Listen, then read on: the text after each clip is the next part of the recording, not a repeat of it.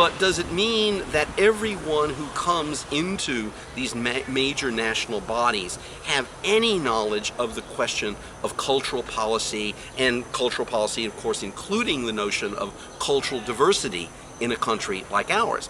And the notion is hands off. Just let it work itself out the way any market works itself out. And until there's a shift in that thinking away from this notion that culture is properly a part of the market or exclusively a part of the market, then it's very, very difficult to turn heads and get people to think in different ways. I mean, it's ironic, you're right about the pillars of democracy. Like, in some ways the United States would be a great place. It should be the place where we have like the best national support for the arts, because like you said, if we have truly, if there's a real firewall between the government funding and the artist, because we believe in democracy and democratic ideals, then there should be a flourishing of the arts here.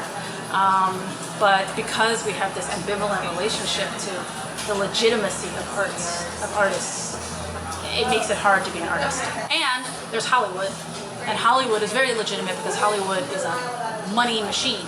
O poder da indústria hollywoodiana é a maciça presença de capital e de condições de errar. Gastar muito dinheiro fazendo muita coisa para algumas darem certo. Com um princípio parecido com aquele que o próprio Estados Unidos usa militarmente, quer dizer, aquele princípio de vamos primeiro bombardear, fazer tábua rasa, depois a gente põe a infantaria. Depois da Segunda Guerra Mundial, quando os Estados Unidos começou a ocupar o espaço e Hollywood começou a exportar realmente produto audiovisual, havia realmente uma política mais ou menos unificada e também organizada pela Motion Picture Association of America e que depois virou Motion Picture Export Association. The Motion Picture, Association is meant to intervene in. It's a lobbying group. I mean, that's essentially what it is.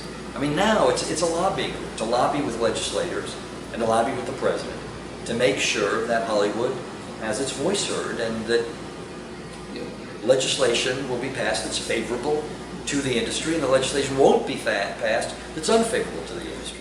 What is real? How do you define real? If you're talking about what you can feel, what you can smell, what you can taste and see, then real is simply electrical signals interpreted by your brain. This is the world that you know. The world as it was at the end of the 20th century. It exists now only as part of a neural interactive simulation that we call the Matrix. You've been living in a dream world, Neo. This is the world as it exists today.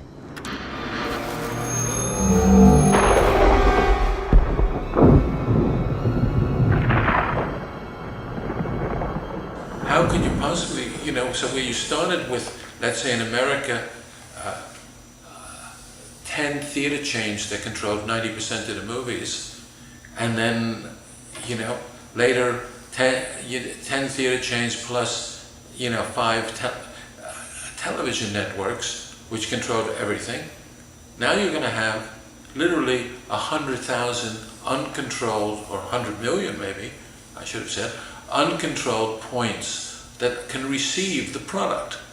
So the only way that Hollywood can remain in business, or in the business as they know it, is to control the intellectual property rights. American movies, I compared American movies to like Swiss chocolates. It's what we export. Everybody wants our entertainment. France, which is probably the most, culturally arrogant country in the world, 70% of the movie dollars, or francs in France, euros now, go to American movies. Now this is a culture that's very proud, always talking about cultural colonialism, and what do they want? They want American movies. What do they want, in in any part of the world. They want American movies. Now, there are reasons for that. American movies, you know, are beautifully made.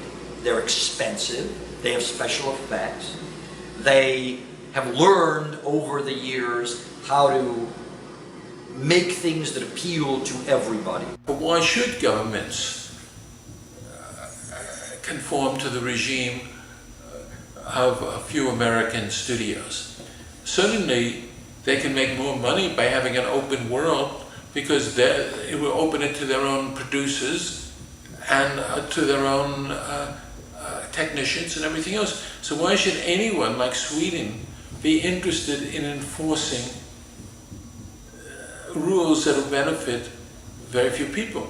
The answer is these very few people can buy influence. They can have lobbyists, they can go to the European Union, they can say it's threatening the entire industry, and it's much easier for the people who have something at present and have money to buy influence than those people in the future who will gain a benefit, because the people who gain a benefit really are uninterested parties. So you have a huge battle going on over digital rights. And that's why I said earlier that one of the main ways that the government gains influence over Hollywood is Hollywood's need to have the US government cooperate and suddenly go to a country like Thailand and say, well, if you want us to do X, Y, and Z for you, even military aid, we want you to do something about digital piracy.